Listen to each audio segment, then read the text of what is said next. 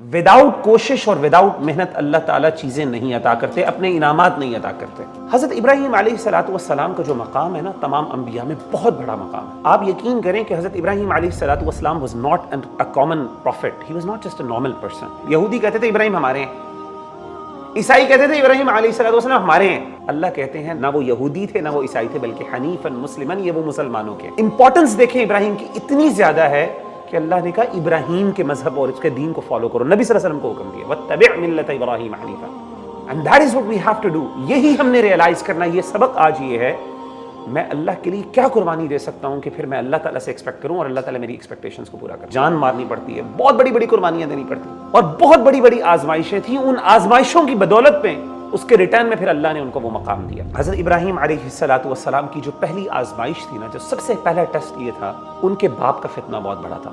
उनके बाप ने उनको घर से बाहर निकाल दिया था। जहन्नुम की सख्तियों को देखें और कभी अपने बाप को देखें उसमें, और फिर सोचें कि यार मेरा बाप इस चीज़ों को, और अपने बाप की मोहब्बत जो आपकी है ना अपने बाप से, उससे पूछे, इमेजिन करें कि अगर अल्लाह उसको उसमें डाल दे हमेशा हमेशा के लिए।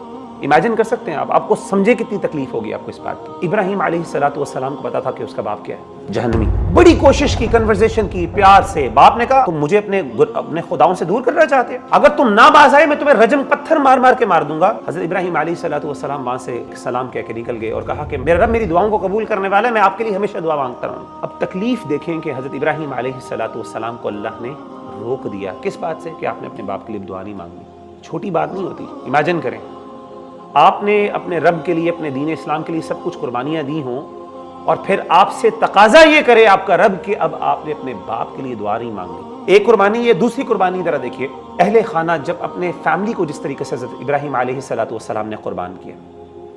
आपको पता है कि हज़रत इब्राहीम अलैहिस्सलाम को हज़रत इस्माइल से बड़ी मोहब्बत थी।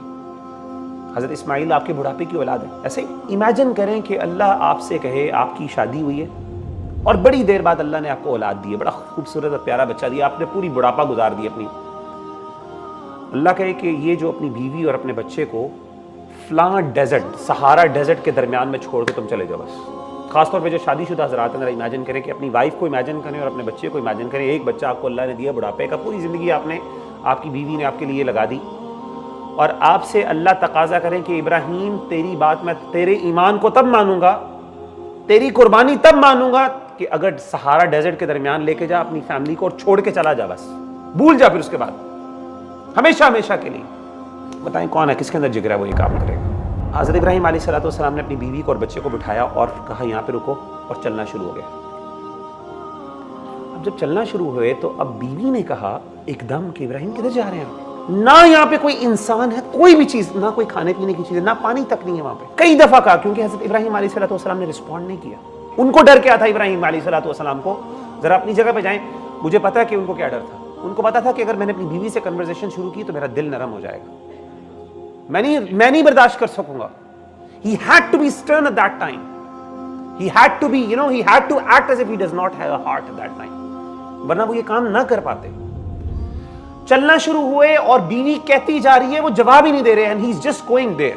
और बीवी इमेजिन करें, she's just left around. अब अगली आजमाइश शुरू हो गई, उससे भी बड़ी आजमाइश। अब अल्लाह ने कहा जिस बच्चे को तू छोड़ के आया है वो बच्चा बड़ा हो गया, मैंने उसको, तूने मेरे पे ट्रस्ट किया और अब बड़ा हो गया, अब तेरे ऊपर अगला इम्तिहान, उससे भी बड़ा ये कि अब उसके गर्दन में तूने छुरी चलानी। तो उन्होंने कहा कि मैंने ख्वाब में देखा मैं तुम्हें ज़िबा कर रहा हूँ, अब बताओ तुम्हारा क्या ओपिनियन है इस पर। उन्होंने कहा या अबती फ़अल मा तुअमर। हज़रत इस्माइल ने कहा कि अब्बा जान जो आपको हुक्म दिया वो कर दीजिए। बाप ने जब बेटे को लिटाया तो हज़रत इस्माइल अलैहिस्सलाम ने अपने वालिद से क्या कहा, मुझे अच्छी तरह मान दे ताकि मैं ज़्यादा मूव ना करूँ और मुझे घबराहट ना हो, उस घबराहट की वजह से मैं आपके हाथ से निकल ना जाऊँ, आप मुझे अच्छी तरह मान दें, अच्छी तरह मेरी छुरी को ज़रा तेज़ कर लें ताकि जब आप छुरी चलाएं तो मेरे लिए तकलीफ ज्यादा ना हो और मेरी मौत जल्दी आ जाए मुझे।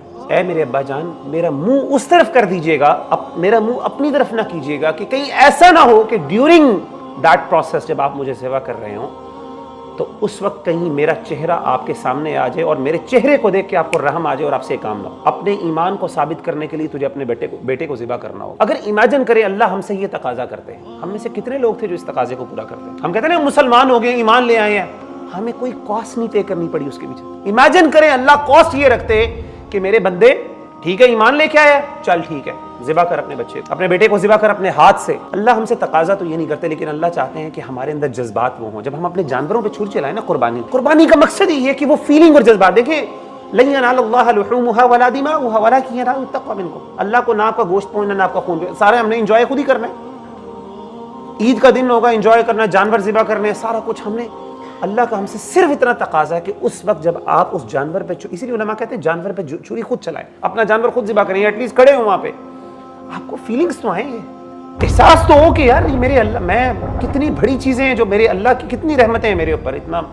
یہ قربانی کا جذبہ, یہ اصل میں قربانی کی روح ہے جو حضرت ابراہیم علیہ السلام کی طرف. اگر آپ چاہتے ہیں اللہ سے کچھ لینا تو اللہ کے لیے کچھ قربان کرنا پڑے گا.